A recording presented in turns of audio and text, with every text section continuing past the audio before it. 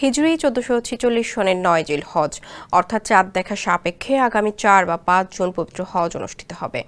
এর মধ্যে হজ ফ্লাইট শুরুর তারিখ ঘোষণা করা হয়েছে। চলতি বছরের হজ ফ্লাইট শুরু হবে মঙ্গলবার। এবার সৌদি আরবে পবিত্র হজ পালন করতে যাচ্ছেন 87,100 জন বাংলাদেশি। প্রথম দিনই সৌদি আরবের উদ্দেশ্যে ঢাকা ছাড়বেন 419 জন হজযাত্রী। ধর্ম বিষয়ক মন্ত্রণালয়ের উপদেষ্টা ডক্টর আ.ফ.ম. খালিদ হোসেন হজের প্রথম ফ্লাইট উদ্বোধন করবেন বলে জানা গেছে। হজ এজেন্সিজ অ্যাসোসিয়েশন অব বাংলাদেশ সূত্রে জানা গেছে 2025 সালে বাংলাদেশ থেকে মোট 87,100 হজযাত্রী সৌদি আরবে যাবেন। এর মধ্যে সরকারি ব্যবস্থাপনায় থাকছেন 5,200 জন আর বেসরকারি ব্যবস্থাপনায় 81,900 জন।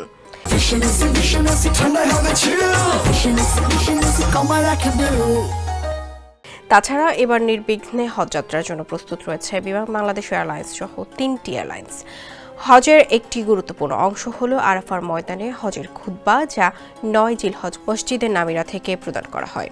এই খুতবা এবারও বিশ্বের বিভিন্ন দেশে সরাসরি সম্প্রচারিত হবে এবং তাৎক্ষণিকভাবে বাংলা, ফরাসি, মালয়, উর্দু, ফার্সি, চাইনিজ, তুর্কি সহ 20 ভাষায় হজের খুতবা অনুবাদ করা হবে।